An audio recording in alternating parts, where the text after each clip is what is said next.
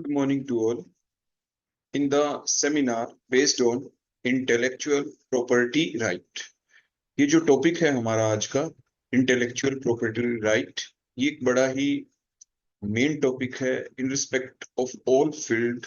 चाहे जो टीचर हो या टीचर ना भी हो, किसी भी फील्ड में हो, किसी भी व्यवसाय में हो, कोई बिजनेसमैन, कोई भी व्यापार करता हो, किसी भी तरह की जॉब करता हो, हर किसी के लिए ये जो टॉपिक है ये काफी इम्पोर्टेंस रखता है। ये हमारे हर काम की सेफ्टी के लिए होता है। हम सबसे पहले आपको ये बता दें कि जो हमारी प्रॉपर्टीज होती है हमारे पास, जैसे उनका राइट हमारे पास होता है।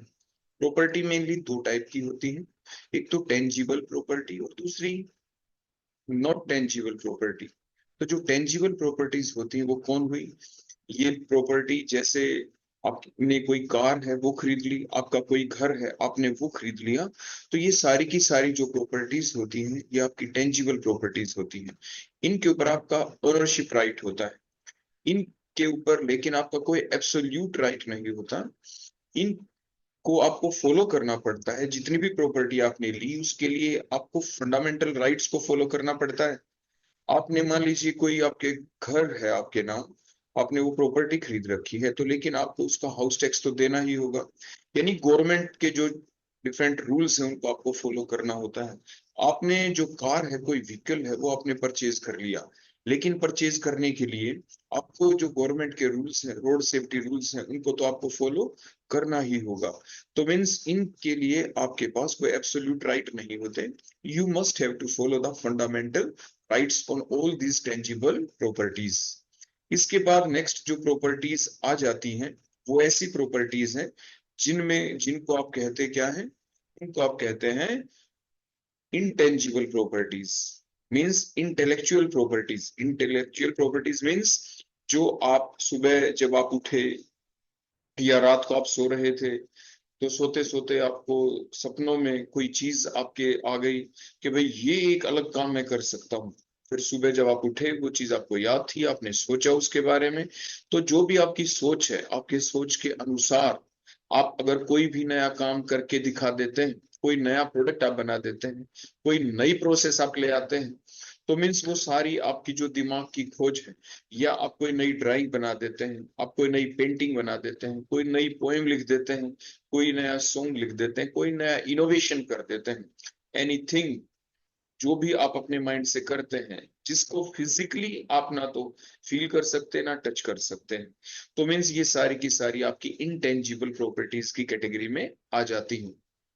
तो जो आपकी इंटेंजिबल प्रॉपर्टीज है, जैसे मैंने बताया, आपके ह्यूमन माइंड के द्वारा सोच, आपकी जो सोच है उसके द्वारा कोई भी नई क्रिएटिविटी, कोई भी नई आपकी इनोवेशन, वो सारी की सारी आपकी इंटेलेक्चुअल प्रॉपर्टीज होती हैं। आपने देखा होगा पहले जितने भी जो आयुर्वेदिक जो कहते थे उस बंदे के पास ये ज्ञान है कि उसके पास आप वो दवाई लेके आए और आप उसे पुड़िया खाने से बिल्कुल ठीक हो जाएंगे, लेकिन जो दवाई वो बनाते थे वो किसी दूसरे को बताते नहीं थे। अब वो बताते नहीं थे तो जितने साल तक वो बंदा जीवित रहा, वो वैद्य जो जीवित रहा, तब तक वो उसके पास है। अगर वो किसी दूसरे को समझा के बता के चला गया तो वो कंटिन्यूटी में चल जाएगी। लेकिन अगर उसने ये सोचा कि मैं ये मेरे पास ही में रखूं, और बाई चांस मान लीजिए उसकी डेथ हो गई, तो उसके साथ ही जो उसकी सोच है, वो जो भी कार्य अच्छा करता था सोसाइटी के लिए, वो उसके साथ ही चला जाता है।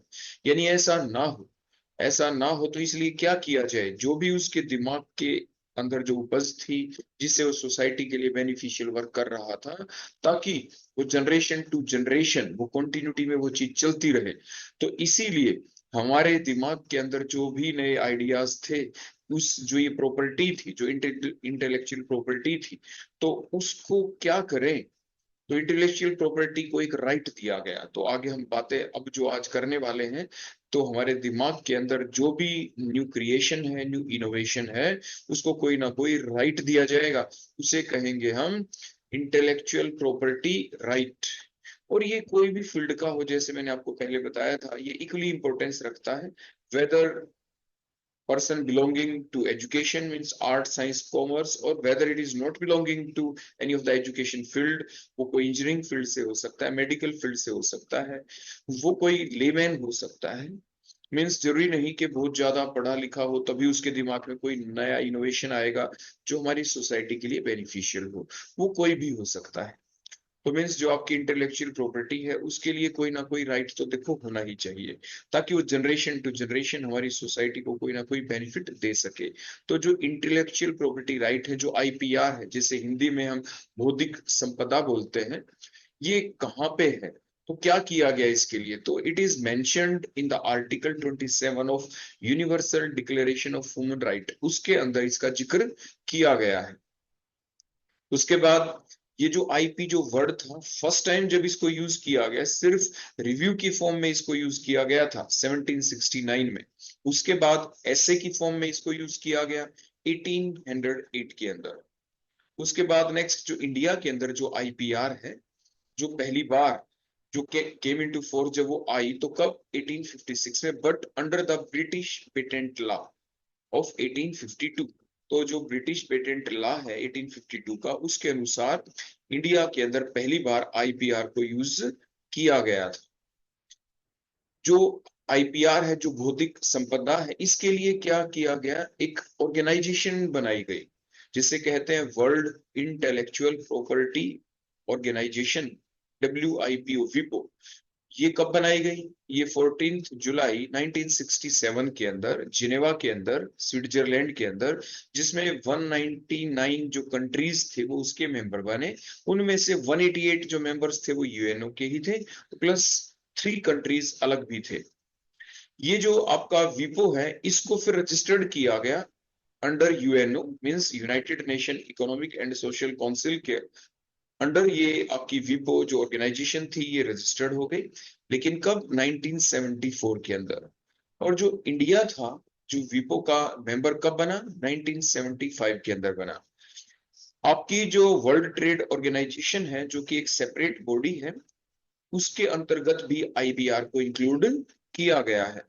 WTO के वर्ल्ड ट्रेड ऑर्गेनाइजेशन के अंदर काफी चीजें आती हैं, उनमें से कोई एक आपका जो टर्म है आईपीआर भी है, इंटेलेक्चुअल प्रॉपर्टी राइट भी उसके अंदर एक पार्ट बन जाता है। आपका जो ये वर्ल्ड इंटेलेक्चुअल प्रॉपर्टी डे है, इसको भी फिर सेलिब्रेट करना शुरू किया, कब से? 2000 से। और वो भी कब? 26 अप्रैल। जैसे अभी आज 7 अप्रैल है, तो जो 26 अप्रैल अभी आएगी वो कौन सा डे होगा? वर्ल्ड इंटेलेक्चुअल प्रॉपर्टी डे की फॉर्म में उसको हर साल सेलिब्रेट किया जा रहा है। कब से? सन 2000 के बाद।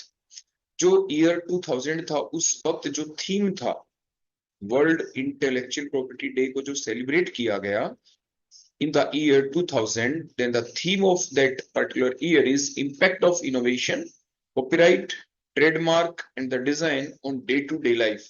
मतलब हमारी जो डे टू डे लाइफ है उसकी इंप्रूवमेंट के लिए आपके जो भी हम आपकी इंटेलेक्चुअल प्रॉपर्टी राइट के अंदर क्या क्या चीजें आएंगी, जैसे इनोवेशन, कॉपीराइट, ट्रेडमार्क, डिजाइन, इनका हमारा डे टू डे लाइफ के अंदर क्या इम्पैक्ट होने वाला है, क्या सुधार हमारी लाइफ के अंदर आने वाला है, हमें क्या क्या बेनिफिट इससे मिलने वाले हैं।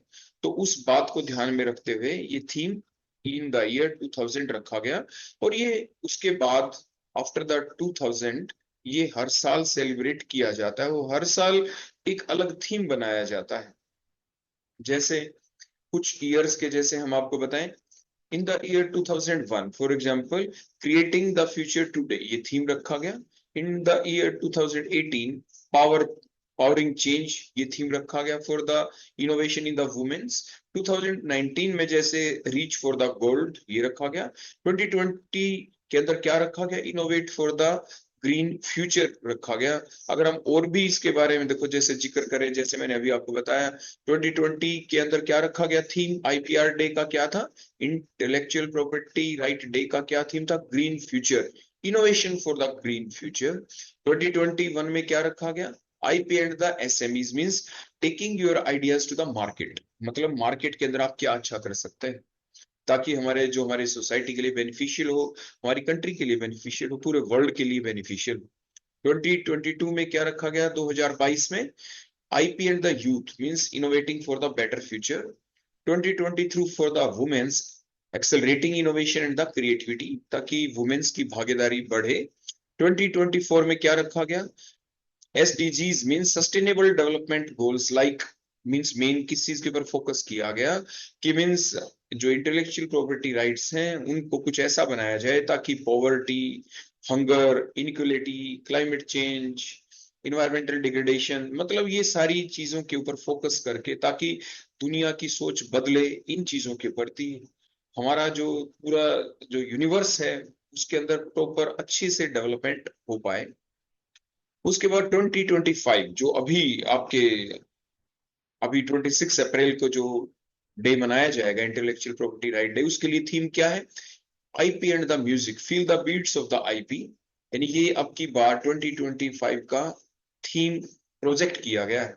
जो थीम बनाया गया आईपीआर डे 2025 के लिए, अभी IP and the music, the feel the beat of the IP, ये किस चीज को हाईलाइट करेगा? It highlights the role of intellectual property rights in supporting a vibrant and a diverse music scene. मतलब आपको पता है कि जो म्यूजिक के अंदर क्या क्वालिटी है, उससे आपके ब्रेन की किस तरह से डेवलपमेंट होती है. जो आपके ब्रेन के अंदर जो थक चुका होता है, तो म्यूजिक एक ऐसी चीज होती है, ऐसे हार्मोन्स डेवलप होते हैं पार्टिकुलर सॉन्ग या किसी भी म्यूजिकल इंस्ट्रूमेंट के द्वारा, जिससे कि आपकी थकान दूर हो जाती है, न्यू आइडियाज आपके दिमाग में आने स्टार्ट हो जाते हैं स्लो म्यूजिक जब आप सुनते हैं. मीन्स उसी बात को ध्यान में रखते हुए जो थीम है इंटेलेक्चुअल प्रॉपर्टी राइट डे का, अब की बार इस साल 2025 में वो क्या रखा गया? IP and the music, feel the beat of IP. इसके बाद एक चीज और भी है कि ये पर्टिकुलर साइट है www.wipo.int. इसके ऊपर ये कोर्स भी कराया जाता है IPR से रिलेटेड, जिसमें फुल इंफॉर्मेशन IPR के बारे में बताई जाती है कि किस तरह से ये हमारे लिए यूजफुल है, और इसके बेसिस के ऊपर काफी सारी जॉब्स भी होती हैं. तो इसलिए कोई भी इस कोर्स को जाके कर सकता है. जब भी फॉर्म निकले आप इस साइट के ऊपर जाएं और वहां पे जाके इस कोर्स के अंदर कोई भी पार्टिसिपेट कर सकता है. तो जो इंटेलेक्चुअल प्रॉपर्टी जो राइट है, जैसे मैंने आपको बताया, ये जो भी आपका प्रॉपर्टी का जो राइट है, ये इंडिया के अंदर कब फोर्स में आया? कौन से एक्ट के थ्रू? एक्ट 1970. और लागू कब हुआ? 1972. और उसके बाद काफी सारी अमेंडमेंट्स हुई हैं ईयर टू ईयर. अब ये जो इसका फायदा क्या है, हमें ये जानना बहुत जरूरी है कि IPR होता क्या है, इसकी इंपॉर्टेंस क्या है हमारी डे टू डे लाइफ के अंदर. तो इसलिए इन सारी चीजों की इंफॉर्मेशन मिलनी जरूरी है. इसकी अगर हमें नॉलेज हो जाती है तो ये नॉलेज सिर्फ हमारे लिए ही अच्छी नहीं, क्योंकि हमारी ग्रोथ होगी, हमारी नॉलेज बढ़ेगी, तो ओवरऑल हमारी कंट्री की तो डेवलपमेंट होगी ही. तो इसीलिए IPR की नॉलेज हमारे लिए होनी बहुत ही ज्यादा जरूरी है, और वो भी प्रेजेंट सिनेरियो के अंदर तो बहुत ज्यादा जरूरी है. हम बहुत सारे काम ऐसे कर जाते हैं जिसकी इंपॉर्टेंस हम उसका कोई फायदा नहीं ले पाते. तो ये एक ऐसा प्लेटफॉर्म हमें देता है जिससे कि हमारी हर सोच को, जो भी हमारी सोच होती है, उसकी कोई वैल्यू हो सोसाइटी के अंदर, उसकी कुछ डिमांड हो, उसकी कुछ यूटिलिटी हम सोसाइटी को दें, और वो जनरेशन टू जनरेशन, हर जो भी जनरेशन आएगी उसको उसका बेनिफिट मिलता रहे. जो इंटेलेक्चुअल प्रॉपर्टी राइट है, ये आखिर है क्या? ये एक ऐसा राइट है जो किसको दिया गया है? Which is given to the creation of the human mind. हमारे माइंड के अंदर जो भी न्यू इनोवेशंस आते हैं, वो किसी भी टाइप के हो सकते हैं. कोई इनोवेटिव वर्क हो सकता है, कोई आर्टिस्टिक वर्क हो सकता है, यानी कोई भी हमारे दिमाग के अंदर जो भी आए, उसको प्रोटेक्शन कैसे मिले, ताकि कोई काम सोचा हमने लेकिन उसका बेनिफिट कोई और ले ले, ऐसा तो नहीं होना चाहिए. तो मीन्स हमारी सोच को एक प्रॉपर प्लेटफॉर्म मिले, उसे प्रोटेक्शन मिले, उसे सिक्योरिटी मिले. तो ये सिक्योरिटी देने का काम किसने किया? ये किया इंटेलेक्चुअल प्रॉपर्टी राइट ने, IPR ने दिया. मीन्स कोई भी हमारी इनोवेशन है, देखो ये डिफरेंट, जैसे हम आपको यहाँ पे दिखा रहे हैं, जैसे टेबलेट का साइज कैसा हो, कैप्सूल की फॉर्म में हो, क्या ये मीन्स एवरी इनोवेशन किस फॉर्म में हो. जैसे व्हील बना, तो मीन्स वो अलग अलग टाइप के बने. मीन्स एवरीथिंग, हर सोच, हर क्रिएशन को, हर इनोवेशन को एक प्रोटेक्शन, एक बेनिफिट उस पर्टिकुलर बंदे को मिलना ही चाहिए जिसने वो काम किया है. तो उसको उसका बेनिफिट देने का जो काम किया, वो किसने किया? इंटेलेक्चुअल प्रॉपर्टी राइट्स ने किया. जो पर्पस है इंटेलेक्चुअल प्रॉपर्टी राइट का, जैसे अभी हमने बताया पर्पस क्या है, इससे जब हमें कोई राइट मिल जाएगा, मीन्स कोई हमारे किए हुए कार्य का बेनिफिट सिर्फ हमें ही मिलेगा, तो उससे क्या होगा, हम और भी सोचेंगे कि भाई कुछ ना कुछ नया करने का कोई ना कोई बेनिफिट तो मिलता ही है, उससे सिक्योरिटी मिलती है, एक प्लेटफॉर्म मिलता है। तो इससे जो भी इनोवेशन होगी उसको एनकरेज किया जा रहा है। मीन्स आप इनोवेट करें, आपको हम फुल सिक्योरिटी देंगे, आपको इकोनॉमिकल बेनिफिट्स भी मिलेंगे, और जिसकी वजह से आपकी डेवलपमेंट होगी, पूरी कंट्री की, पूरे यूनिवर्स की डेवलपमेंट होगी, सोसाइटी को बेनिफिट मिलेगा। तो ये इनोवेशन को एनकरेज करने के लिए ये बहुत ही अच्छा प्लेटफॉर्म है। इसके जो बेनिफिट है, इससे हमें क्या मिला, जैसे एक्सक्लूसिव कंट्रोल मिलता है। मीन्स जो भी हमारी नई क्रिएशन होगी, जो भी हम करेंगे, उसको कोई दूसरा कॉपी कट पेस्ट नहीं कर सकता, हमारे काम को वो चुरा नहीं सकता, बिना हमारी परमिशन के कोई भी दूसरा हमारे काम को यूज नहीं कर पाएगा। तो ये बेनिफिट होगा इंटेलेक्चुअल प्रॉपर्टी राइट का। अदरवाइज उसको एक भारी भरकम जुर्माना भी हो सकता है, उसको काफी फाइन लगेगा। तो जो भी हम सोचें, जो भी करें, वो हमारे कंट्रोल के अंदर हो, क्योंकि वो हमारी क्रिएशन है। फाइनेंशियल बेनिफिट भी होगा उसका, क्योंकि जो काम हमने किया है तो उसका बेनिफिट किसे मिले, उसका बेनिफिट सिर्फ और सिर्फ हमें ही मिले। वो एक अलग बात कि हम आगे हम पढ़ पाएंगे कि हमारा हमारी जो सोच है उसका लाइसेंस हम दे सकते हैं किसी दूसरे बंदे को, लेकिन जो भी हम लाइसेंस देंगे उसके एवज में वो हमें पर ईयर पर मंथ कोई ना कोई हमें बेनिफिट, इकोनॉमिकल बेनिफिट उससे जरूर मिलता रहेगा। तो इसीलिए ये एक प्लेटफॉर्म बनाया गया इंटेलेक्चुअल प्रॉपर्टी राइट का। फाइनेंशियल और मॉरल बेनिफिट भी इससे हमें मिलता है। इससे इनोवेशन, हमारी सोच और भी होगी कि हाँ, जब हमें एक बार उस चीज का बेनिफिट मिलना शुरू होगा तो हम और सोचेंगे कि हम कोई और नया आइडिया लेके आए और कोई नई चीज लेके आए, जिससे हमारा जो काम एक लंबे समय में होता था, क्या पता हम नई कोई ऐसी इनोवेशन लेके आए, वही सेम काम कम समय में हो जाए, ऐसी कोई मशीन हम बना दें। तो मीन सारी की सारी चीजों का जो बेनिफिट है फिर वो हमें ही मिलता है through that particular platform.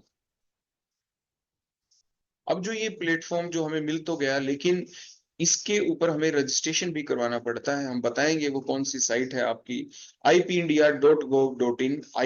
ipindia.gov.in के ऊपर जैसे ही जाके आप क्लिक करते हैं, अभी हम आपको क्लिक करके भी बताएंगे, तो वहां पे सारा सब कुछ फुल डिटेल भी है, लेकिन हम इन ब्रीफ आज आपको इंफॉर्मेशन दे रहे हैं कि इसके फायदे क्या हैं, क्योंकि जब आप ये फायदे जान पाएंगे उसी के बाद ही आप उस साइट के ऊपर जाना पसंद करेंगे। इससे हमारे बिजनेस को एसेट मिलता है कि हम अपना बिजनेस खुद बना सकते हैं, जो भी हमारी सोच है उसको हम खुद अकेले आगे डेवलप कर सकते हैं, कुछ बंदों को साथ इन्वॉल्व कर सकते हैं। तो मीन्स हमारी मार्केट में वैल्यू बनेगी, हमारे उस काम की, हमारी सोच की वैल्यू होगी, ग्रोथ होगी ओवरऑल। जैसे हमने आपको बताया, इंटरनेशनली आपका ट्रेड अच्छा हो सकता है, आपका ट्रेड फैलेगा, एक्सपेंशन होगा through that intellectual property right.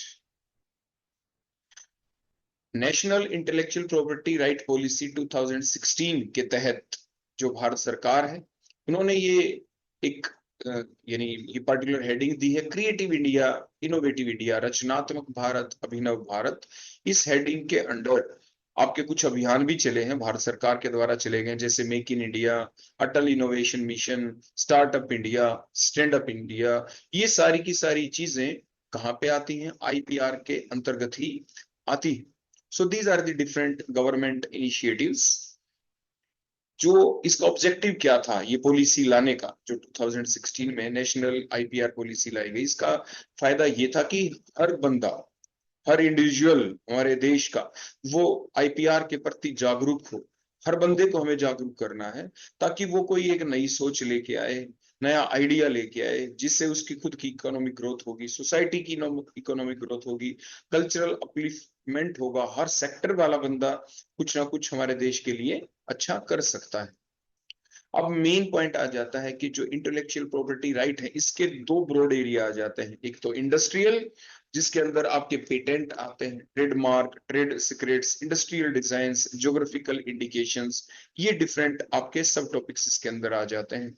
Next आता है कॉपीराइट, जिसके अंदर आप कोई किताब लिखते हैं, कोई पब्लिकेशंस है आपकी, कोई आर्टिकल लिखते हैं, कोई चित्रकारी करते हैं, ड्राइंग बनाते हैं, कोई पोएम आप लिख देते हैं, तो वो आपके कॉपीराइट्स के अंडर आ जाती है, यूनिवर्सली एक्सेप्टेड होती हैं। लेकिन साथ के साथ जब भी आप इनका राइट मिलेगा, आप रजिस्टर्ड करेंगे, तो जैसे बताया, ये आपके टेरिस्टोरियल बेस्ड होते हैं। टेरिस्टोरियल बेस्ड का मतलब आप इंडिया के अंदर काम करेंगे तो वो इंडिया के लिए रजिस्ट्रेशन होगा, दूसरे देश के लिए भी करवाना चाहते हैं वहां पे आपके लिए आपको अलग से अप्लाई करना पड़ेगा, लेकिन डायरेक्ट नहीं कर सकते। आप जैसे इंडियन है तो पहले आपको यहाँ से परमिशन लेनी होगी। Without permission you can not proceed for the other countries registration. IPR her country के अंदर है, जो जो भी है अलग अलग कंट्रीज है। मैं ये नहीं कहता सभी कंट्रीज के अंदर, जिन जिन के अंदर भी ये कोई कंपलसरी चीज नहीं है, हम आपको ये भी बता दें। आईपीआर कोई लेना चाहे ना लेना चाहे, कोई फाउंडेशन नहीं। जो आपकी कोई दिमाग की सोच है, आपके लिए कंपल्शन नहीं कि आप यहाँ पे रजिस्ट्रेशन करवाएं, लेकिन एक प्लेटफॉर्म दिया गया है आपकी सुरक्षा के लिए, आपकी सोच की सुरक्षा के लिए। तो सबसे पहले अभी हम जिक्र करेंगे पेटेंट के बारे में। तो जो ये पेटेंट है, सबसे पहला आईपीआर की category. IPR is a broad term. उस ब्रॉड टर्म के अंडर आपके डिफरेंट डिफरेंट सब टॉपिक्स जो आएंगे, जो कवर होंगे, जो किसी पर्टिकुलर एक्ट के अंडर आएंगे, वो हम आपको बताने जा रहे हैं। उसमें सबसे पहले हैं जैसे पेटेंट। आपने आपकी जो कोई भी नई सोच है, उसका जो पेटेंट क्या होता है, पेटेंट एक एक्सक्लूसिव राइट है आपके लिए। ये मोनो कहते हैं ना, ये वो बंदा तो अपनी मोनोपोली चलाता है, अपनी ही चलाता है, किसी दूसरे की चलनी नहीं देता। तो ये जो आपके दिमाग की सोच है, वो आपकी ही रहेगी, वो आपकी मोनोपोली होगी। उसको कोई दूसरा उसके ऊपर कब्जा नहीं कर सकता बिना आपके, जब तक आप उसको परमिशन नहीं देते। Without your permission the other one can not use your mind thoughts. आपके दिमाग की जो सोच है, अगर आप उसको रजिस्टर्ड करवा लेते हैं, आप उसका पेटेंट करवा लेते हैं आईपीआर के अंडर, तो फिर क्या होगा, वो सिर्फ आपकी प्रॉपर्टी, वो आपकी इंटेलेक्चुअल प्रॉपर्टी बन जाएगी। तो ये आपका मोनोपोलिस्टिक राइट है, granted for an invention. Patent क्या है, पेटेंट कोई प्रोडक्ट भी हो सकता है। पेटेंट के अंदर, प्रोडक्ट के अंदर क्या आएगा, प्रोडक्ट का डिजाइन, उसकी पैकिंग, पैकिंग जब आप करवा रहे हैं उसका नाम जो आप रखेंगे, कलर क्या रखते हैं, साइज क्या रखते हैं। कोई प्रोडक्ट बनाया तो उसका कोई पर्टिकुलर जो टेस्ट क्या है, कोई दूसरा आप जैसा आपकी परमिशन के बिना नहीं बना सकता। प्रोडक्ट जो आपने बना दिया, अगर वो आपका पेटेंट हो चुका है, आपने उसका रजिस्ट्रेशन करवा दिया, तो उसको कोई दूसरा नहीं बना सकता। मान लीजिए एक चीज और हम आपको बता दें यहाँ पे, जब भी आपके दिमाग में कोई नई खोज आती है, तो जो प्रोविजनल उसका रजिस्ट्रेशन आप जरूर करवा दें कि मैं ये काम करूंगा। फिर आपको 1 साल का 12 महीने का समय दिया जाता है, फिर आप उसकी फुल स्कीम बाद में अपलोड कर सकते हैं।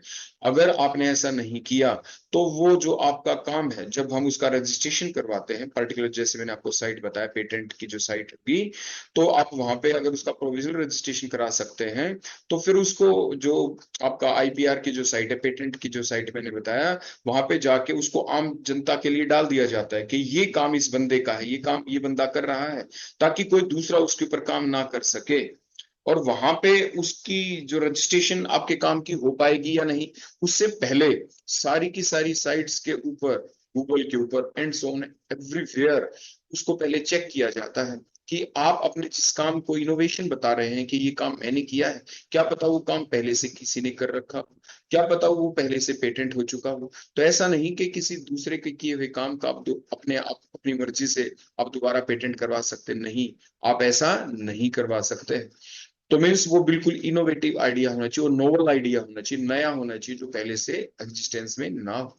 दूसरी, कोई पेटेंट कोई प्रोसेस भी हो सकती है कि मीन्स आपने कोई प्रोसेस की खोज कर दी, कोई नई प्रोसेस आपने बना दी, किसी प्रोडक्ट को बनाने की एक नई तरीका आपने खोज दिया, तो वो एक प्रोसेस है। तो मीन्स पेटेंट एक प्रोडक्ट भी हो सकता है, पेटेंट एक प्रोसेस भी हो सकती है। जो जब आप किसी चीज की पेटेंटिंग करा देते हैं, तो उसका फायदा क्या है, उसका फायदा ये है कि वो आपका रजिस्ट्रेशन हो चुका है। रजिस्ट्रेशन होने के बाद अब क्या होगा, जो भी जिस पेटेंट का आपने रजिस्ट्रेशन करवाया है, उसके बाद आप ही उसको बना सकते हैं, आप ही उसको मैन्युफैक्चर कर सकते हैं, आप ही उसको सेल कर सकते हैं, आप ही उसको बेच सकते हैं। वो प्रोसेस हुआ, प्रोडक्ट हुआ, सब कुछ आपका है वो, क्योंकि आप उसका रजिस्ट्रेशन करवा चुके हैं। हाँ, वो एक अलग बात, आप उसका लाइसेंस दूसरे बंदों को दे सकते हैं उसके एवज में। मीन्स आप उसको बेच सकते हैं, लाइसेंस दे सकते हैं, नाम आपका ही रहेगा कि वो आपका है, लेकिन उसके एवज में आपको इकोनॉमिकल बेनिफिट मिलेगा। लेकिन आप उसको लाइसेंस डायरेक्ट नहीं दे सकते, उसके लिए भी आपको एक थ्रू प्रॉपर चैनल जाना होता है। उसके लिए आपको पहले रजिस्ट्रेशन कराना होता है, लाइसेंसिंग करवानी होती है, आपको एक सर्टिफिकेट मिलता है, उस दूसरे बंदे को सर्टिफिकेट मिलता है कि आपने ये थ्रू प्रॉपर चैनल लाइसेंसिंग करवा दिया। लाइसेंसिंग करवाने के दौरान ऐसा नहीं कि मान लीजिए कोई सोप आपने बना दिया नई टाइप का, एक पर्टिकुलर किसी डिजीज उससे ठीक हो जाती है, जो भी टाइप का आपने कुछ प्रोडक्ट ऐसे बना दिया। मान लीजिए मार्केट में पहले से ही कोई सोप है, वो जो सोप है उसकी कीमत पर्टिकुलर मान लीजिए 20 ग्राम का है, वो सिर्फ 10 रुपए का मिलता है। उसी चीज का आप मान लीजिए 10 की बजाय उसका 100 रुपीज प्राइस रख दे, तो वो आपका पेटेंट नहीं होगा। मतलब वो आपका रीजनेबल होना चाहिए उसका प्राइस भी।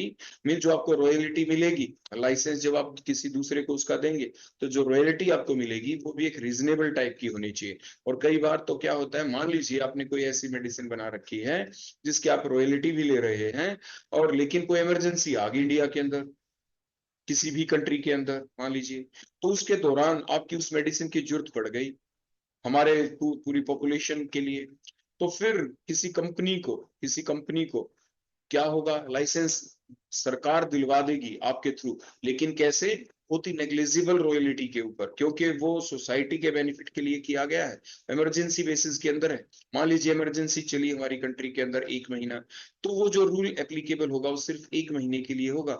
मान लीजिए पहले उसकी royalty one one piece one tablet की आपको 10 रुपए मिल रहे थे बेनिफिट के, और उस वक्त मान लीजिए सिर्फ आपको 1 पैसा मिल रहा है बेनिफिट का, लेकिन वो सिर्फ उस 1 महीने के लिए।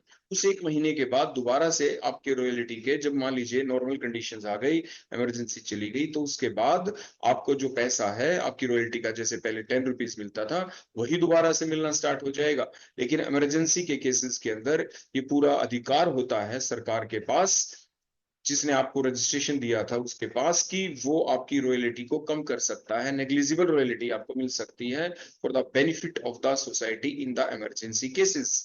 तो ये चीज हमें पता होना जरूरी है। पेटेंटिंग हमें क्या फायदा देती है, कि कोई भी दूसरा बंदा, जैसे मैंने आपको बताया, बिना आपकी परमिशन के उस सेम प्रोडक्ट को मैन्युफैक्चर नहीं कर सकता, उसकी प्रोसेसिंग नहीं कर सकता, उसको बेच नहीं सकता बिना आपकी परमिशन के। तो ये पेटेंटिंग का फायदा होता है, जैसे मैंने आपको पहले भी बता दिया।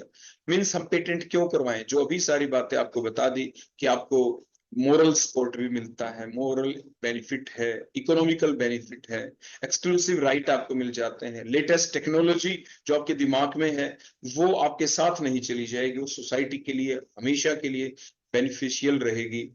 तो कहने का अभिप्राय क्या है, ये टोटल आपके बेनिफिट्स हैं, इसीलिए आपको पेटेंट करवा लेना चाहिए। तो ये था वाई पेटेंट, हम पेटेंट क्यों करवाएं। हमारी पॉजिटिव थॉट डेवलप होती है उससे, कि हाँ हमें और इनोवेटिव आइडियाज लेके आने चाहिए, मार्केट के अंदर आपकी वैल्यू बनती है, आपकी ब्रांड बनती है, आपका नाम बनता है, आपकी एक रेपुटेशन बनती है, आपको डिफरेंट टाइप के बेनिफिट्स मिलते हैं, लेटेस्ट टेक्नोलॉजी को आप एट पार कर देते हैं। तो मीन्स ये सारे के सारे क्योंकि आपको बेनिफिट मिलते हैं, इसलिए आपको पेटेंट करवा लेना चाहिए। जैसे कि मैंने आपको बताया, जो पेटेंट जब भी आप करवाते हैं तो वो अलग अलग आपको करवाना पड़ेगा, अलग अलग कंट्रीज के लिए। जैसे इंडिया के लिए पेटेंट आपने अप्लाई किया, तो ऐसा नहीं कि पूरे इंटरनेशनली आपको उसका पेटेंट मिल गया, नहीं, आपको किसी दूसरे कंट्री यूके का करवाना है तो आपको अलग से अप्लाई करना होगा। जो आपके ये पेटेंट होते हैं, ये टेरिटोरियल लिमिट्स के अंदर होते हैं, patents are valid within the territorial limits. Patent को जब आप अप्लाई करते हैं तो थ्रू पेटेंट ऑपरेशन ट्रीटी के थ्रू आप अप्लाई कर सकते हैं।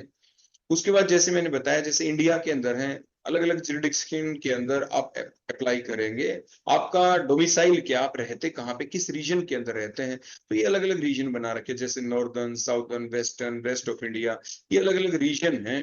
नॉर्दर्न वाले जो पर्सन है कोई पेटेंट करवाना चाहता है, तो पेटेंट ऑफिस उनका क्या रहेगा, दिल्ली रहेगा, साउदर्न वालों के लिए चेन्नई रहेगा, वेस्टर्न वालों के लिए जैसे मुंबई रहेगा, रेस्ट ऑफ इंडिया के लिए जैसे कोलकाता रहेगा। तो लाइक दैट, तो ये अलग अलग साइट के ऊपर भी अवेलेबल है, जो अभी हम आपको ओपन करके भी दिखा देंगे। हम पेटेंट कैसे अप्लाई करें, पेटेंट अप्लाई करने के तरीके बाय पोस्ट भी कर सकते हैं, बाय हैंड कर सकते हैं, ऑनलाइन भी आप कर सकते हैं।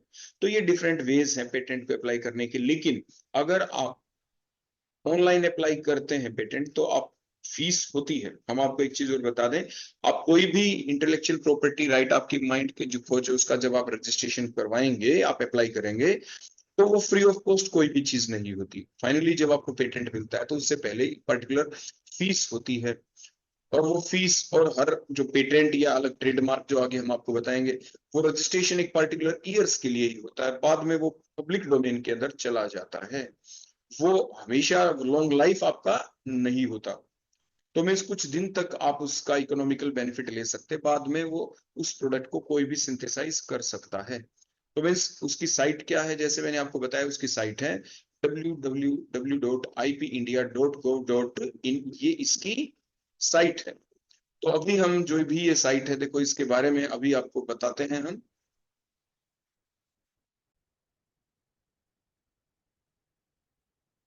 जैसे मैंने अभी आपको जिक्र किया था कि इसकी साइट है, तो साइट देखो ये रही आपके सामने। आपने क्या लिखा देखो, गूगल में जाके आपने लिखा ipindia.gov.in। देखो जैसे मैंने यहाँ पे लिखा, क्लिक किया, देखो ये पेज आपके सामने ओपन हो जाएगा। तो जैसे ये पेज आपके सामने ओपन होगा तो इसमें देखो सारी चीजें आ जाती हैं। देखो जैसे ये होम पेज यहाँ पे लिख रखा है, देखो होम पेज। होम पे आपने क्लिक किया, जाते ही साथ होम पेज ही खुलेगा। तो इसमें देखो सारी चीजें आ गई, पेटेंट आ गया, ये डिजाइन, ट्रेडमार्क है, ये सारे इंटेलेक्चुअल प्रॉपर्टी राइट के अंडर ही आते हैं। जीआई है, ज्योग्राफिकल इंडिकेशंस हैं। तो मीन्स जो भी चीजें आएंगी, आपको जो भी डिटेल देखनी है, जैसे पेटेंट अबाउट अस, इनके बारे में देखना है, हिस्ट्री ऑफ द पेटेंट के इसकी हिस्ट्री क्या है। जैसे मान लीजिए मैंने इसको क्लिक किया, कब से देखो इसकी शुरुआत हुई, कैसे क्या कुछ हुआ, जैसे फुल सारी की सारी बातें आप यहाँ पे इसके ऊपर देख सकते हैं, कब क्या क्या हुआ। देखो फुल हर चीज आप इस साइट के ऊपर जाके और आराम से आप इसको रीड यहाँ पे कर सकते हैं, क्या क्या अमेंडमेंट्स हुए। लेटेस्ट जैसे अमेंडमेंट 2005 के अंदर हुआ है यहाँ पे, जैसे यहाँ पे the patent amendment effective from 1 January 2005, latest जो हुआ है, क्या हुआ, मीन सारी की सारी डिटेल मैंने जैसे आपको बताया, आप यहाँ पे जाके चेक कर सकते हैं। उसके बाद जैसे ये तो हिस्ट्री का आ गया, विजन एंड मिशन क्या है पेटेंटिंग का। तो यानी जो भी विजन है, मिशन है, किस लिए चलाया गया, जैसे मैंने आपको बताया भी था, जैसे इंडियन गवर्नमेंट के द्वारा make in India, startup India, digital India, skill India, मतलब ये सारी की सारी क्या क्या काम चल रहे हैं, मिशन क्या है, क्यों ये शुरू किया गया, अटल इनोवेशन मिशन, यानी फुल डिटेल आपको यहाँ पे इस पर्टिकुलर साइट के ऊपर मिलेगी।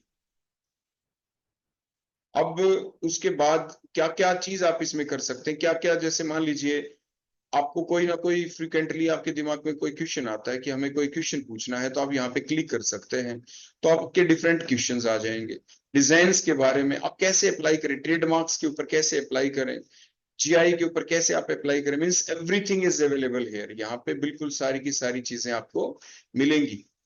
आपकी क्या क्या पॉलिसी, क्या क्या प्रोग्राम है, यानी हर चीज आपको इस साइट के ऊपर मिलेंगी। जब भी आप इसको अप्लाई करेंगे, तो अप्लाई करने से पहले आप इस साइट के गो थ्रू जरूर हो जाएं।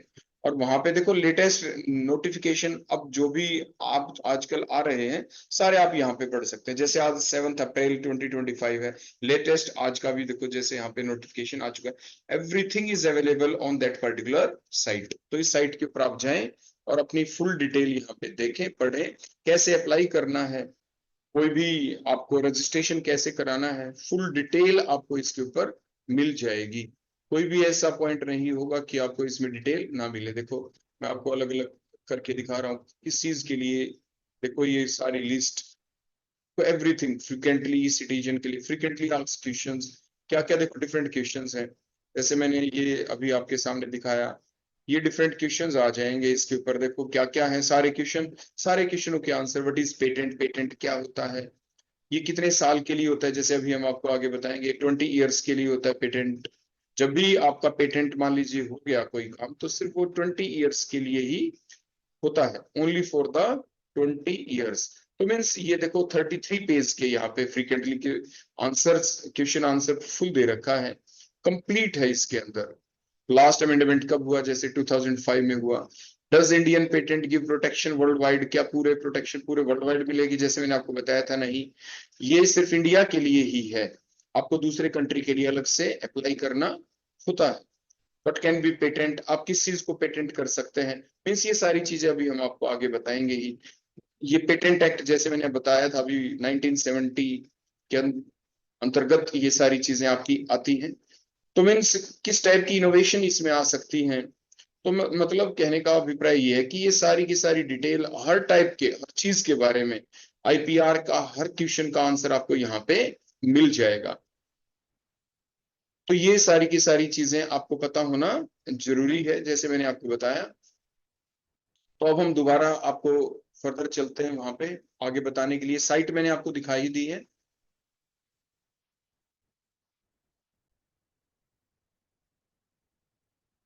तो जैसे मैंने आपको बताया कि जो साइट है वो कौन सी थी बोलो आपकी, www.ipindia.gov.in। जैसे ही आप गए मैंने वहां पे आपको सारी चीजें बताई, तो किस तरह से आप उस साइट के ऊपर जाके और कंप्लीट डिटेल वहां से पढ़ सकते हैं। हम आपको ब्रीफ रिव्यू दे रहे हैं आज, ताकि आपको कम से कम यहाँ से कुछ पता चले, तभी आप वहां पे जाके और डिटेल पढ़ सकते हैं।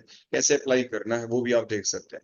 वहां पे जब आप अप्लाई करने के लिए जाते हैं, देखो ये चीज आपको मिलेगी, अलग अलग फॉर्म होते हैं, form 1, form 2, form 3, form 5 means ये सारे फॉर्म्स आपको वहां पे ऑनलाइन आप अप्लाई करें तो आप वहां पे अपने सारे डॉक्यूमेंट को अपलोड वहां पे जाके कर सकते हैं। ये अलग अलग फीस है कि कौन से फॉर्म के लिए कितनी फीस लगती है, तो ये फीस की डिटेल है।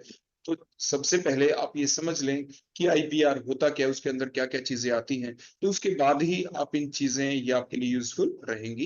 ये ऑनलाइन अवेलेबल है बिल्कुल सारी की सारी। जैसे मैंने आपको बताया था, फॉरेन में जब आप अप्लाई करते हैं तो आपको सबसे पहले क्या चाहिए, परमिशन चाहिए होती है, तभी आप पेटेंट के लिए, उसी सेम पेटेंट के लिए दूसरे कंट्री में भी अप्लाई कर सकते हैं। जो पीरियड कितना होता है पेटेंट का, जो आपका मान लीजिए कोई इनोवेशन थी उसका पेटेंट हो गया, तो 20 ईयर्स के लिए फ्रॉम द डेट ऑफ जब आपने फाइल किया पेटेंट को, तो 20 साल के लिए वो प्रोडक्ट आपका है। आप उसके आपको उसका मालिकाना हक मिल चुका है। आप उसको दोबारा रिन्यू नहीं करा सकते हैं। It can not be renewed after the 20 years from the date of filing, जब आपने उसको फाइल किया था। 20 ईयर्स के बाद फिर क्या हो जाएगा, it comes in the public domain, any person can use it. मान लीजिए कोई प्रोडक्ट बनाना था, अब उसको कोई भी बना सकता। आपने देखा होगा काफी चीजें हैं ऐसी जो पहले जो पेटेंटेड थी, पहले उसको वही बंदा उसी के पास थी उसकी पावर, लेकिन 20 साल जाने के बाद अब उसकी सिंथेसिस कोई भी कर सकता है। वो चीज पब्लिक डोमेन के अंदर आ जाती है। एक चीज और हम आपको बता दें, जब भी आप किसी चीज को पेटेंट करवाते हैं, जो मेन चीज यहाँ पे ध्यान रखने की है, वो पब्लिक डोमेन के अंदर पहले नहीं होनी चाहिए। मान लीजिए आपकी कोई नई सोच आ गई, आप ये ना सोचें कि मैं पहले तो क्या कर लूं, उसको न्यूज़पेपर के अंदर पब्लिश करवा देता हूँ उस आर्टिकल को, किसी जर्नल में पब्लिश करवा देता हूँ मैं उस आर्टिकल को। अब वो पब्लिक डोमेन में तो आपने पहले ही भेज दिया। तो कोई भी चीज अगर आपने पब्लिक डोमेन में पेटेंटिंग करवाने से पहले भेज दी, तो जब आप उसको अप्लाई करेंगे रजिस्ट्रेशन के लिए, उसके पेटेंट के लिए, तो उसका पेटेंट नहीं होगा। लेकिन फिर भी अगर मान लीजिए आपसे ऐसी गलती हो गई है, तो सरकार ने कोई ना कोई छोटी मोटी छूट दे रखी है अभी, लेकिन ताकि आपको उसमें प्रॉब्लम ना आए, इसीलिए आपके लिए सुझाव है कि कोई भी आपके दिमाग का न्यू इनोवेटिव आइडिया, उसको पहले कभी भी आप पब्लिक डोमेन में ना आने दें। पहले अपनी उस सोच को प्रोविजनल रजिस्ट्रेशन जरूर करवा लें। आप पेटेंटिंग के लिए आप उसको भेज दें, उसके बाद ही जब आपका पेटेंट हो जाए, फिर आप उसको पब्लिक डोमेन में आएंगे, क्योंकि आप दूसरे को लाइसेंस दे सकते हैं। आप उसको सोशल आपका अपलिफ्टमेंट होगा, सभी जानेंगे कि ये काम आपने किया, इकोनॉमिकल बेनिफिट आपको उसका मिलेगा। तो मीन्स ये चीज जो मैंने अभी आपको बताई, ये सबसे ज्यादा इंपॉर्टेंस रखती है कि आप कोई भी चीज को पेटेंट करवाने से पहले उसको पब्लिक डोमेन में ना डालें, नहीं तो आपके पेटेंटिंग में प्रॉब्लम आ सकती है। उसके बाद नेक्स्ट, आखिर पेटेंट जिस भी चीज का आप करवाना चाहते हैं, वो आपकी सोच कैसी हो, वो जैसे मैंने आपको बताया उसके अंदर नोवेलिटी होनी जरूरी है। मतलब the same work should not be disclosed in the public domain. जैसे मैंने अभी आपको बताया, वो आपने न्यूज़पेपर में पब्लिश ना किया हो, किसी जर्नल में पब्लिश ना किया हो, पब्लिक डोमेन में वो नहीं आना चाहिए। वो नोवेल होना चाहिए, नया होना चाहिए। अगर पब्लिक को पता ही चल गया पहले, तो मीन्स अब उसकी नोवेलिटी लॉस्ट हो चुकी है। जैसे अब दूसरा पॉइंट आता है कि मान लीजिए साइंस एग्जीबिशन हम अपने कॉलेज में अपने बच्चों के लिए करवाते हैं, तो साइंस एग्जीबिशन जो हमने करवाई, तो उसको हमने किसी पब्लिक डोमेन में पब्लिश तो नहीं किया था। बच्चे का जो नोवेलिटी वाला जो आइडिया था, वो तो वहीं पे उसने वहां पे शो किया है, पब्लिश तो नहीं किया। तो इट मीन्स वो कहीं पर भी पब्लिश नहीं हुआ है, वो सिर्फ वहां पे दिखाया गया है, जजेस के आगे दिखाया, लेकिन वो पब्लिक डोमेन के अंदर नहीं आया है। तो वो अगर वो कोई नोवल आइडिया है, तो उसको पेटेंट करवाया जा सकता है, it can be patented. Non obviousness होनी चाहिए, इन्वेंटिव स्टेप होनी चाहिए, वो नेचुरल फिनोमेना नहीं होने चाहिए। कोई भी चीज जो प्रकृति के अंदर अपने आप चल रही है और आपने उसको खोज दिया, डिस्कवर कर दिया कि देखो ये मैंने खोजा है, लेकिन है वो नेचुरल प्रोसेस, नेचर में अपने आप थी, किसी को पहले पता नहीं था उसके बारे में, आपने उसको डिस्कवर किया है, आपने उसको इनोवेट नहीं किया, आपने कोई नया आविष्कार नहीं किया, ऑलरेडी चली हुई चीज के बारे में आपने डिस्कवर किया है कि नेचर के अंदर पहले चली हुई थी, तो आप ऐसी किसी भी चीज को पेटेंट नहीं करवा सकते हैं। तो मीन्स नॉन ऑब्वियसनेस मतलब वो नेचुरल प्रोसेसेस नहीं होनी चाहिए, नेचुरल प्रोसेसेस का पेटेंट नहीं होता। तीसरा, इंडस्ट्रियल एप्लीकेशन। अब जो भी इनोवेटिव आइडिया आपके दिमाग के अंदर आए वो डिस्ट्रक्टिव ना हो, वो कंस्ट्रक्टिव होना चाहिए, ह्यूमन काइंड के लिए, एनिमल्स के लिए, हमारे नेचर के लिए, हमारी इन्वायरमेंट के लिए। अगर वो कोई भी आइडिया आपका ऐसा है जो ह्यूमन काइंड के लिए, एनिमल्स के लिए, नेचर के लिए डिस्ट्रक्टिव है, तो उसको पेटेंट नहीं मिलेगा, उसको पेटेंट नहीं करवाया जा सकता। तो ये चीज आपको ध्यान रखनी है। मतलब पेटेंटिबिलिटी के क्या क्राइटेरिया रहे? नोवेलिटी होनी चाहिए, नॉन ऑब्वियसनेस होनी चाहिए, वो ह्यूमन काइंड के लिए अच्छा हो, मतलब इंडस्ट्रियल एप्लीकेशन उसकी होनी चाहिए, यूटिलिटी होनी चाहिए, डिस्ट्रक्टिवनेस उसके अंदर ना हो। अब जैसे कोई तार था, एक वायर थी, उसको अलग अलग रूप देखो दे दिए गए यहाँ पे, तो ये एक इनोवेटिव आइडिया था। इन सभी का पेटेंट हो चुका है, किसी ना किसी ने इसका पेटेंट करवाया है। तो अलग अलग चीजों का पेटेंट करवाया जा सकता है जो पहले से पेटेंटेड ना हो, ह्यूमन काइंड के लिए वो एप्लीकेबल हो, उसकी कोई एडवांटेज हो, नेचुरल प्रोसेस के अंतर्गत वो चीज ना आती हो। अब different sections for the exclusion of the patentability, मतलब किन का पेटेंट नहीं करवाया जा सकता है। तो आपके कुछ सेक्शन बनाए गए हैं, सेक्शन 3, सेक्शन 4। कोई भी चीज अगर सेक्शन 3, सेक्शन 4 के अंदर आती है तो उसका पेटेंट नहीं करवाया जा सकता।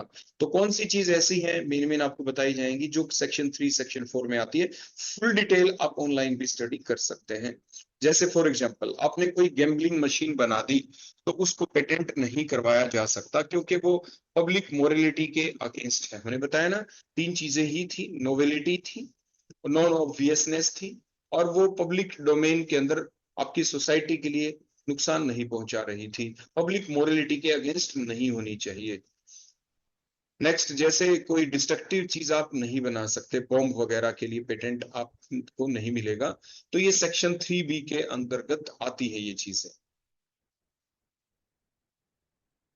आपने कोई नेचुरल फिनोमेना चली हुई थी, आपने सिर्फ उसकी डिस्कवर कर दी, मान लीजिए अर्थ है, आपने कोई नई चीज अर्थ के अंदर से कोई नया और आपने खोज दिया अर्थ क्रस्ट के अंदर से, तो उसका पेटेंट आप नहीं करवा सकते हैं क्योंकि वो तो अर्थ में पहले ही था, आपने तो सिर्फ उसको डिस्कवर किया है, निकाला है।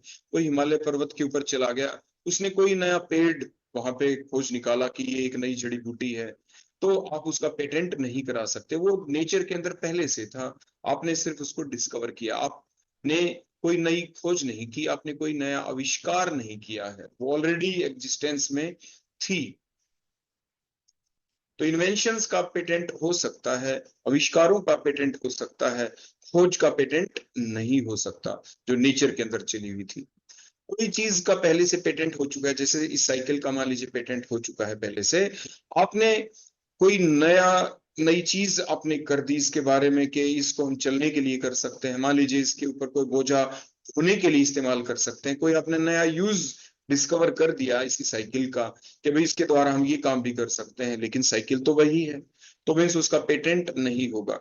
किसी सेम सब्सटेंस की अलग अलग फॉर्म आपने खोज निकाल दी, मान लीजिए वाटर तो वाटर होता है, तो पहले लिक्विड फॉर्म थी, मान लीजिए किसी ने बता दिया सॉलिड फॉर्म में भी मिलता है, तो सॉलिड फॉर्म का अलग से पेटेंट नहीं हो सकता। वैसे तो वाटर एक नेचुरल चीज है, नेचर में मिलती है, इसका पेटेंट वैसे ही नहीं हो सकता, लेकिन कोई ऐसा नया कंपाउंड आपने बना दिया और उसकी अलग अलग फॉर्म किसी दूसरे बंदे ने बता दी, तो आपका पेटेंट अगर हो चुका है तो दूसरा बंदा उसका पेटेंट नहीं करवा सकता है। जैसे मैंने बताया उसके यूज के ऊपर पेटेंट नहीं होता, एक चीज पहले बन चुकी है, उसका एक यूज पहले से है, उसका कोई दूसरा यूज आपने निकाल दिया, उसका पेटेंट नहीं हो सकता है। जैसे मान लीजिए कोई दो सब्सटेंस आपने मिला दिए, तो मिलाने से उसके अंदर वो दो प्रॉपर्टी इकट्ठी आ गई, तो उसका पेटेंट नहीं करवा सकते। सेक्शन 3E के अंदर उसका पेटेंट नहीं हो सकता। Means मियर mixing of the two non reacting substances which are showing now the property of both these compound cannot be patented, उसका पेटेंट नहीं करवा सकते। जैसे कॉम्बीफ्लेम जो टेबलेट है, उसके अंदर पैरासीटामोल का असर भी होता है, ब्रूफिन का भी असर होता है। एंटीबायोटिक्स मतलब बुखार उतारने के काम आते हैं। एनाल्जेसिक्स मींस पेन से हमें रिलीफ मिलता है। कॉम्बीफ्लेम लिया, हमारी बॉडी में जो फीवर है वो भी डाउन हो गया, जो हमारी बॉडी में पेन था वो भी ठीक हो गया। तो मीन्स इसका पेटेंट नहीं हो सकता, क्योंकि जो ये टेबलेट बनी है इसमें पैरासीटामोल जिसका ऑलरेडी पेटेंट हो चुका है, ब्रूफिन जिसका ऑलरेडी पेटेंट हो चुका है। तो आप इन दोनों को मिला के कॉम्बीफ्लेम बनाएंगे तो उसका आप अलग से पेटेंट नहीं ले सकते हैं अंडर द सेक्शन 3E। आप मेरा अरेंजमेंट कर दिया आपने, मान लीजिए ये अलग अलग हैं, कोई आपका कीबोर्ड है, मॉनिटर है, मतलब ये अलग अलग इनका पेटेंट हो चुका है। आप दोनों को इकट्ठा रख दिया कि देखो जी मैंने असेंबली बना दी, तो उसका पेटेंट आपको नहीं मिलेगा। या कोई और चीज और आप साथ में रख दें जिसका ऑलरेडी पेटेंट हो चुका है, देखो ये चीज और रखने से ये बेनिफिट हो जाता है हमारा, उसका पेटेंट नहीं होगा। मीन्स मियर अगर आप रीअरेंजमेंट करते हैं ऑलरेडी पेटेंटेड थिंग्स की रीअरेंजमेंट आप करते हैं, तो उसका पेटेंट एक नया वो कोई नई चीज नहीं मानी जाएगी अंडर सेक्शन 3F। तो उसको उसका पेटेंट आप नहीं करवा सकते हैं। तो true devices in the single cabinet not a new thing, not a new innovation, so it can not be patented. आपने मान लीजिए जैसे यहाँ पे क्या है, ये बीज डाल रहे हैं खेत के अंदर, तो मेथड ऑफ एग्रीकल्चर है ये। तो मतलब बीज तो डालने के लिए पहले भी था, तो यानी एक ये नया तरीका बन गया कि इकट्ठे कई बंदे इकट्ठे ही यानी लग के और इस टाइप से बीज डाल सकते हैं, सोइंग ऑफ सीड्स ऐसा कर सकते हैं। तो ये जो मेथड ऑफ एग्रीकल्चर है, हॉर्टिकल्चर है, can not be patented under the section 3H। लेकिन आपको नया इंस्ट्रूमेंट बना देते हैं, उसका पेटेंट आपको जरूर मिल सकता है। लेकिन मेथड ऑफ एग्रीकल्चरिंग और हॉर्टिकल्चरिंग के लिए पेटेंट नहीं मिलेगा अंडर सेक्शन 3H। आपने मान लीजिए ऑपरेशन आप कर रहे हैं, आप सर्जरी कोई करते हैं, तो उसका पेटेंट आपको नहीं मिलेगा। आप कोई नया इंस्ट्रूमेंट बना देते हैं सर्जरी के लिए कि उससे काम इजी हो जाएगा, उसका पेटेंट जरूर मिल सकता है। लेकिन सर्जरी करने के तरीके के लिए पेटेंट नहीं मिलेगा। आपके जो भी literary items, dramatic, music extra के लिए आपको पेटेंट नहीं मिलेगा। हाँ, उसका कॉपीराइट जैसे आगे हम डिस्कस करेंगे, कॉपीराइट मिल सकता है लेकिन पेटेंट नहीं होगा। मान लीजिए आपने नया तरीका खोज निकाल दिया पढ़ाने का, जैसे मान लीजिए आप बोर्ड के ऊपर पढ़ाते हैं, एक तरीका ये हो सकता है। आप यहाँ पे प्रोजेक्टर के ऊपर पढ़ा रहे हैं, वही चीज मान लीजिए आप पढ़ा रहे हैं, तो ये तरीका अलग हो गया। तो मीन्स जो वे ऑफ टीचिंग अगर आप बदल दें, new method of learning solving teaching अगर आप बदल देते हैं, तो अंडर सेक्शन 3M उसको आप पेटेंट नहीं करा सकते। गेम आप खेलते हैं कोई, उसका नया तरीका आपने लगा दिया, शॉर्ट क्रिकेट में खेलते हैं, उसका नया तरीका आपने खोज निकाला कि आप ऐसे मार देते हैं शॉट, तो यानी उसका पेटेंट आपको नहीं मिल सकता है। मान लीजिए आप किसी चीज को प्रेजेंट कर रहे हैं, तो प्रेजेंट मान लीजिए पढ़ाने का तरीका बदल दिया। मान लीजिए मैं पढ़ा रहा हूँ, आपको समझ में नहीं आ रहा, किसी दूसरे बंदे ने अपने तरीके से आपको पढ़ाया, आपको एकदम से समझ में आ गया। तो मीन्स जो way of presentation, new method of presentation आप अपना लेते हैं, और फिर किसी दूसरे को समझाने के लिए कोई नए शब्दों का चुनाव करते हैं। मान लीजिए मैं कोई वर्ड्स ऐसा बोल दूं जिससे आपको एकदम समझ में वो चीज आ जाए, कोई डायग्राम आपको ऐसा दिखा दूं जिससे वो चीज आपको एकदम से समझ में आ जाए, तो उसके लिए आपको पेटेंट नहीं मिलेगा। फॉर एग्जाम्पल अभी जैसे मैं आपको पढ़ा रहा हूँ, तो जो मैंने पढ़ाया अभी आपको सारा कि मैंने ये पढ़ाया है, अपनी ये स्लाइड्स बना के ऐसे पढ़ाया, तो उसका पेटेंट नहीं मिल सकता। हाँ, कॉपीराइट जरूर मिल जाता है उन चीजों का, जो भी काम हमने किया उसका कॉपीराइट होता है। आप कोई चित्रकारी करते हैं, फोटो बनाते हैं, नीचे अपना नाम लिख दें, वो आपका ऑटो पेटेंटेड हो जाता है। हाँ, वो एक अलग बात कि वो ऑटो पेटेंटेड तो हो गया, पब्लिक डोमेन के अंदर आ गया, लेकिन फिर भी हमें थ्रू प्रॉपर चैनल जो मैंने आपको अब बताया था उस साइट के ऊपर जाके उसका आपकी कॉपीराइट आपको जरूर ले लेना चाहिए। अदरवाइज कॉपीराइट अंडरस्टूड होता है कि वो उसका है। जैसे मैं ये आपको पढ़ा रहा हूँ तो ये कॉपीराइट हो गया, ऑटोमेटिक हो गया अपने आप, क्योंकि ये आपने किया है काम। तो आपके किसी भी किए हुए काम का पेटेंट अपने आप होता है। आपने कोई फोटो बनाई, अपने आप पेटेंट हो, आपके अपने आप कॉपीराइट हो जाता है। लेकिन मैंने अभी बताया उसका पेटेंट नहीं करवा सकते। आपके बोले हुए शब्दों का पेटेंट नहीं करवा सकते, बनाए हुए डायग्राम का पेटेंट नहीं करवा सकते। उसके बाद हमारे जितने भी जो चीजें हैं, जो ट्रेडिशनल जो नॉलेज होती है, जो पहले से हमारे लिटरेचर के अंदर थी, उसको आप पेटेंट नहीं करवा सकते। अंडर द सेक्शन 3B आप उसका पेटेंट नहीं करवा सकते हैं। आपने देखा होगा जैसे टर्मरिक हल्दी, यानी अमेरिका ने क्या किया था 1995 के अंदर, patent filed by America on turmeric इन 1995, उसने पेटेंट ले लिया, लेकिन वो रिजेक्ट हो गया था 1997 के अंदर due to the availability of that same use of that turmeric in our Indian literature. तो that is already in the public domain in the Indian literature.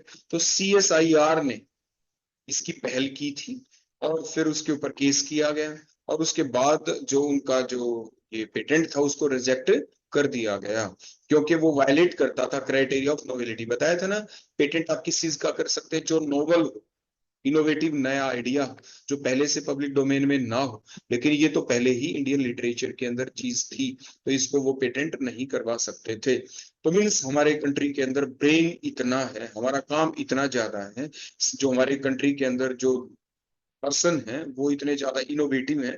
तो अलग अलग कंट्रीज के अंदर भी आप देखें, जो भी गए हुए हैं वहां पे बंदे, हम कहते हैं ना कि वहां नासा के अंदर विलियम्स, सुनीता विलियम्स अभी जैसे कि वो इंडियन ओरिजिन के हैं, लेकिन यानी इंडियंस ही सारे जगह पे जाके अपना प्रचार प्रसार कर रहे हैं। अगर वो सारे ब्रेन हमारे कंट्री के अंदर ही होते, अगर उनको फुल फैसिलिटी के साथ वो यहाँ पे रहते, तो आज हमारा जो कंट्री है वो नंबर 1 होता, और उसी दिशा में अभी हमारा कंट्री अब आगे बढ़ रहा है।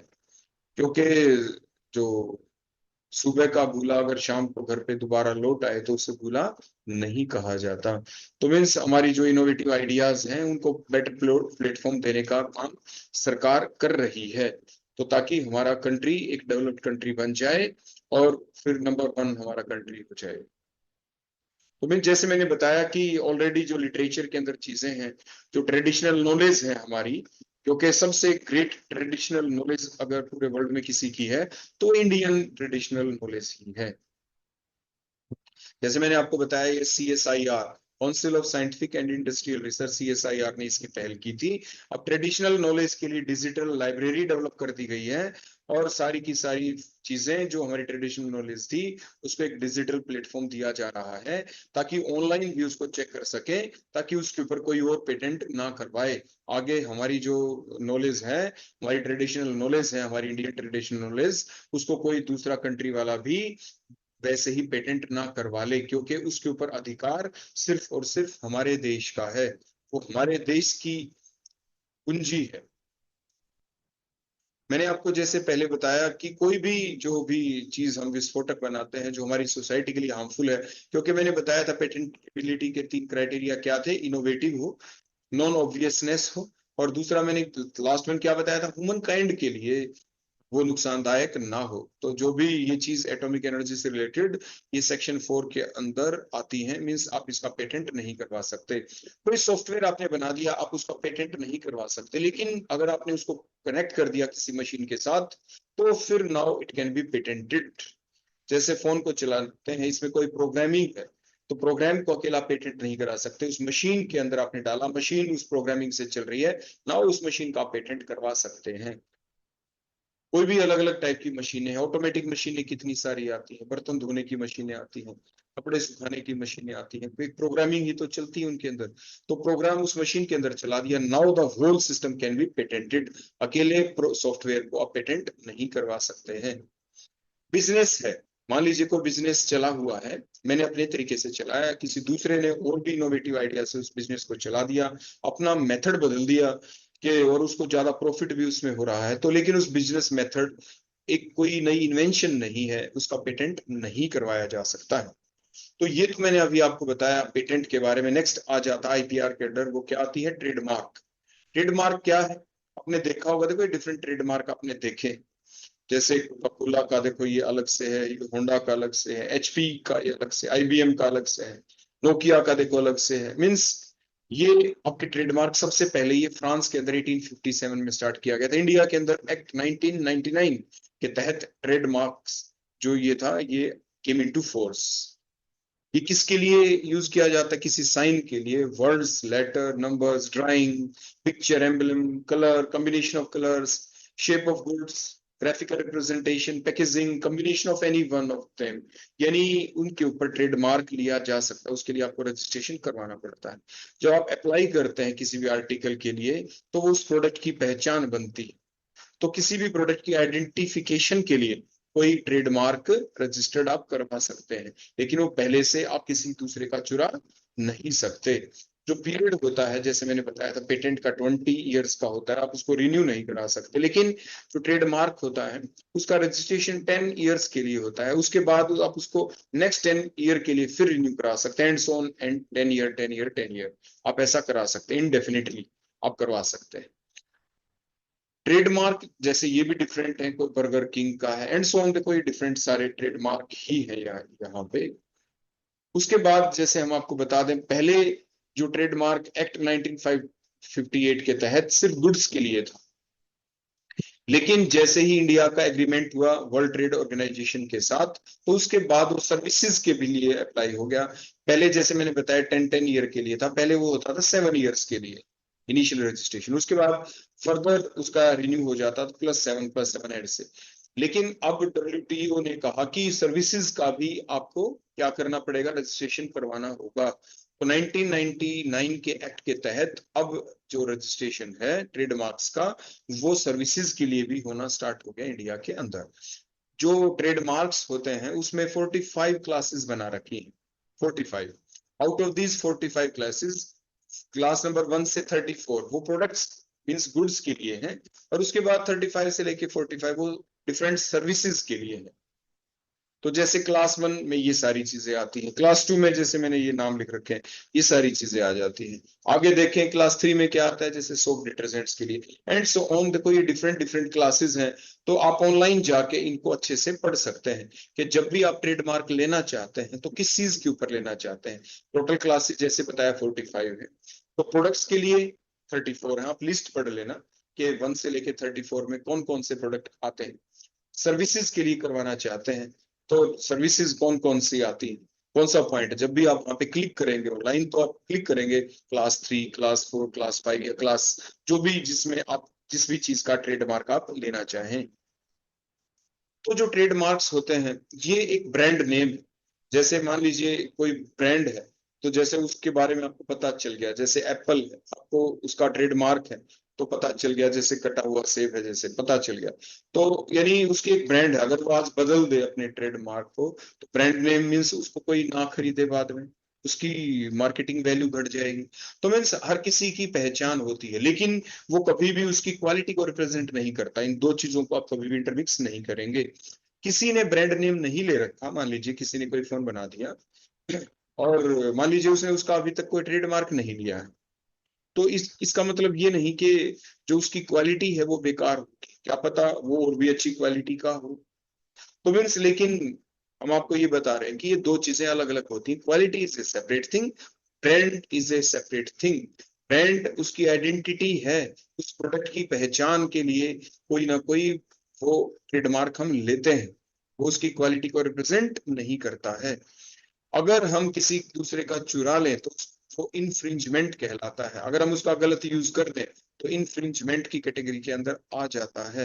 अगर हम किसी दूसरे का ट्रेडमार्क गलत तरीके से लगाते हैं चुरा के, और फिर हम उसको बेच भी देते हैं वही ट्रेडमार्क लगा के, जैसे मार्केट के अंदर मान लीजिए कोई कपड़ा है किसी पर्टिकुलर कंपनी का है, ठीक है, तो उसके ऊपर कोई स्टिकर लगा हुआ है, तो वो मान लीजिए आपने धोखे से स्टिकर बनवा लिया किसी और से और आप उसको बेच रहे हैं, तो इससे क्या हुआ, उससे आपका तो बेनिफिट हो गया, लेकिन जिसका वो ट्रेडमार्क है जिस कंपनी का, उसको नुकसान हो गया।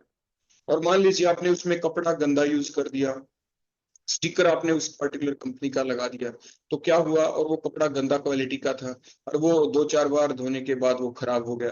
तो आपने जो नेम और फेम खराब किया, किसका किया, उस कंपनी का नेम एंड फेम खराब कर दिया। क्योंकि हमने तो ये सोच के किया था ना कि उस कंपनी की शर्ट हमने ले ली, लेकिन वो उस वास्तविकता में उस कंपनी की जो शर्ट है, कंपनी वाले तो एक अच्छा कपड़ा लेके बनाते हैं उस शर्ट को, हमने कपड़ा उस क्वालिटी का नहीं लिया और वो शर्ट हमारी खराब हो गई। तो हम क्या कहेंगे कि उस कंपनी वाली शर्ट को आप मत खरीदना। और मीन्स हमने गलत सेलिंग कर दी, उसे कहते हैं ऑफेंस ऑफ पासिंग ऑफ। तो मीन्स ये चीजें हमें ध्यान रखनी है कि हम इसके ऊपर भारी भरकम जुर्माना भी है, तो इस चीज को आप ध्यान रखेंगे। तो ट्रेडमार्क अलग अलग चीजों के लिए होते हैं, service marks, collective marks, certification marks, well known marks, ये सारी चीजें होती हैं। तो ये सारी चीजें हमें ध्यान रखनी चाहिए। सर्विसेज के लिए जैसे आपने देखा, आप कुरियर वगैरह करवाते हैं, आपने देखा सर्टिफिकेशन मार्क्स, देखो ये आईएसआई मार्क्स की ये चीजें हैं, यही आप खरीदें, ऐसा होता है। उसके लिए जैसे आइसर का ये ट्रेडमार्क है, ऐसे हर कंपनी का अलग अलग है। जैसे मर्सिडीज का आपने देखा हो, ये वेल नोन मार्क्स होते हैं, तो ये वेल ज्यादा फेमस है, ये मर्सिडीज का हो गया है ना। तो ये चीजें आप ध्यान रखेंगे। अब नेक्स्ट आ जाते हैं इंडस्ट्रियल डिजाइन। आईपीआर के अंडर नेक्स्ट चीज आ जाती है, जैसे आपने कोई भी इंस्ट्रूमेंट बनाया, कोई चीज बनाया, उसकी पर्टिकुलर एक शेप दे दी हमने, तो ये इंडस्ट्रियल डिजाइन कहलाते हैं। ये कौन से एक्ट, एक्ट 2000 के अंडर ये इंडस्ट्रियल डिजाइन आते हैं आईपीआर के अंदर।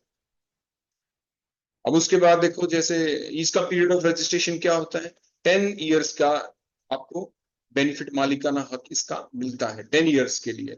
उसके बाद आप इसको रिन्यू करा सकते हैं for the only for the next 5 years, तो मैक्सिमम 15 ईयर्स के लिए होता है। उसके बाद ये पब्लिक डोमेन में चला जाता है। जैसे आपने ज्वेलरी बनाई एक पर्टिकुलर, आप जाएं और उस ज्वेलरी का क्या करा लें, रजिस्ट्रेशन जरूर करा लें इंडस्ट्रियल डिजाइन की हेडिंग के अंडर, ताकि कोई दूसरा उसका बेनिफिट ना उठा सके। तो आप बिना आपकी परमिशन के कोई दूसरा उस डिजाइन को ना बना सकता, ना बेच सकता है। आपकी शेप है, कॉन्फ़िगरेशन है, आउटर अपीयरेंस दिखता कैसा है, तो ये सारी की सारी चीजें इंडस्ट्रियल डिजाइन के अंदर आती है।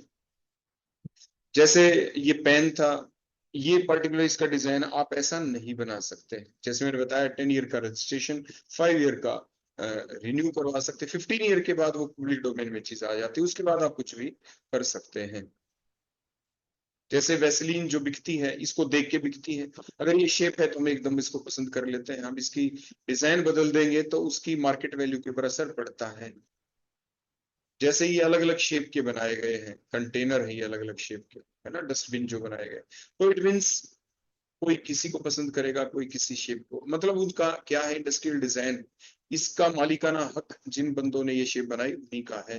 तो आप कोई भी नए न्यू इनोवेशन करते हैं, नई चीज आप बनाते हैं, तो आप अपने आईपीआर की साइट के ऊपर जाके, जो मैंने आपको बताया था ipindia.gov.in के ऊपर जाके आप इसका रजिस्ट्रेशन जरूर से जरूर करवाएं। कोई भी न्यू इनोवेटिव आइडिया, चाहे आपका पेटेंट की कैटेगरी में आता है, चाहे वो ट्रेडमार्क की कैटेगरी में आता है, चाहे वो इंडस्ट्रियल डिजाइन की कैटेगरी में आता है, आप उसका जरूर कराएं। नेक्स्ट, जैसे कॉपीराइट, हमने आपको बताया था ना कि कॉपीराइट में आपने कोई पेंटिंग बना दी, कोई आर्टिकल लिख दिया, कोई पोएम लिख दी, कुछ भी कर दिया, everything automatically come in the category of copyright. Act 1957 के अंतर्गत वो चीजें आ जाती हैं। जैसे फिल्म बनती है, उनका एक कॉपीराइट होता है, कोई साउंड रिकॉर्डिंग कॉपीराइट होता है, लिटरेरी वर्क कॉपीराइट होता है, आर्टिस्टिक वर्क कॉपीराइट होता है, म्यूजिकल वर्क कॉपीराइट होता है, ड्रामेटिक वर्क कॉपीराइट होता है। तो मतलब वो आपका कॉपीराइट है, वो आपने कर दिया तो उसका आपका कॉपीराइट होता है। आपने कोई बुक लिख दी, आपका कॉपीराइट है। मतलब इसमें दो तरह की बातें आ जाती है, एक मोरल राइट, एक financial right. Moral right means आपका, आपने वो किताब लिखी है, एक पब्लिशर ने आपसे लिखवाई है, वो आपको रॉयल्टी उस चीज की दे देता है, आपके पैसे मिल गए। लेकिन वो पब्लिशर क्या करता है, मान लीजिए उस किताब को उसने इंग्लिश में लिखवाया, अब चाहे वो उसको उर्दू में लिखवा दे, ट्रांसलेट करवा दे किसी दूसरे से, तो ट्रांसलेटर का नाम आ जाएगा उसका, लेकिन उसका कॉपीराइट आपको मिलता रहेगा, चाहे वो किसी भी लैंग्वेज में उसको कन्वर्ट करवाए। जितनी भी किताबें बिकेंगी, चाहे वो किसी भी लैंग्वेज में बेचे, आपको उसका कॉपीराइट मिलेगा, वो आपका हक नहीं छीन सकता है। तो ये चीज आप ध्यान रखें, इस चीज के लिए आपको जागरूक होना जरूरी है, हमें उस चीज का पता होना चाहिए।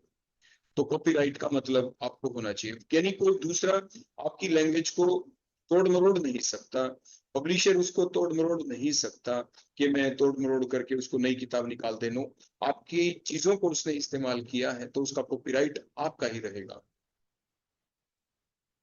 तो इकोनॉमिकल बेनिफिट भी आपको मिलता रहेगा, और आपका सोशल बेनिफिट, मोरल राइट भी आपको मिलता रहेगा।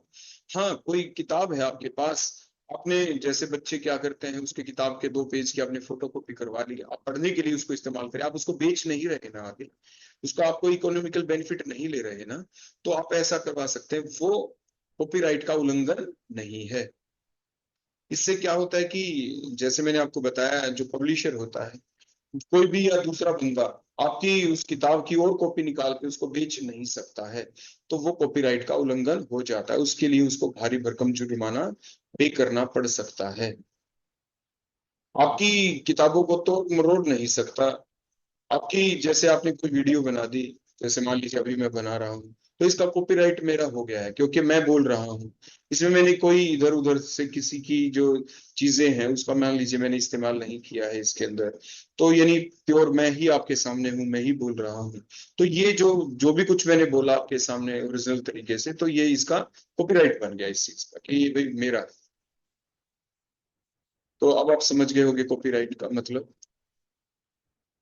उसके बाद मोरल राइट। मोरल राइट का मतलब मैंने बताया था, जैसे बुक है तो जो भी वर्क है उसको डिस्टोर्ट नहीं कर सकता पब्लिशर, उसको डिस्टोर्ट नहीं कर सकता।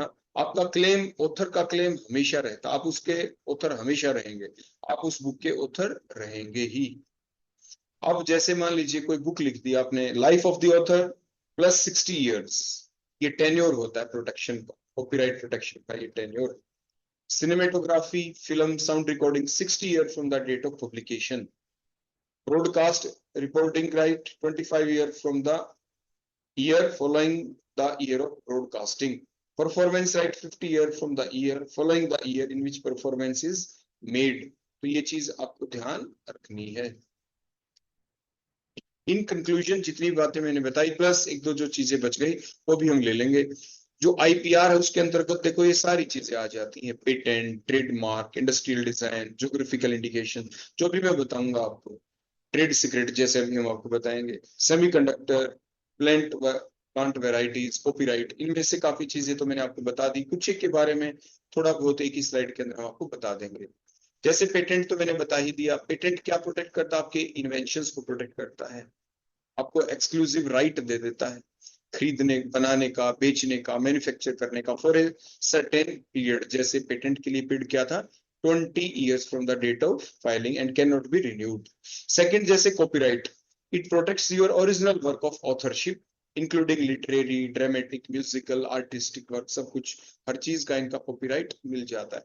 अब जैसे ट्रेडमार्क्स, जैसे मैंने बताया था, ये ब्रांड होती है किसी से, brand name, logos, other symbol used which are used for the identify that particular product, उस चीज को आइडेंटिफाई करने के लिए किया जाता है। गुड एंड सर्विसेज दोनों के लिए ट्रेडमार्क से होते हैं। इसका रजिस्ट्रेशन का टाइम जैसे मैंने बताया था 10 years होता है, उसके बाद फर्दर आप इसको रिन्यू इंडेफिनेटली करवा सकते हैं। नेक्स्ट आ जाता है जैसे ट्रेड सीक्रेट, ये अभी हम आपको बता रहे हैं। जैसे कोई भी कोल्ड ड्रिंक, कोका कोला बना दी, पेप्सी बना दी, कोई और बना दी, फ्रूटी बना दी, उसकी कंपोजिशन क्या है, उसका फार्मूला क्या है, उसके अंदर क्या क्या चीजें आप मिला रहे हैं, जो भी चीज आपने जिस जिस रेशो में, जिस क्वांटिटी के अंदर मिलाया है, उसका जो भी बनाया आपने, उसको कोई दूसरा नहीं ले सकता है, वो आपका मालिकाना हक है उसके ऊपर। ठीक हो गया? तो जो भी फार्मूला बनाया, प्रोसेस बनाई, तो वो ट्रेड सीक्रेट है, वो सीक्रेट है।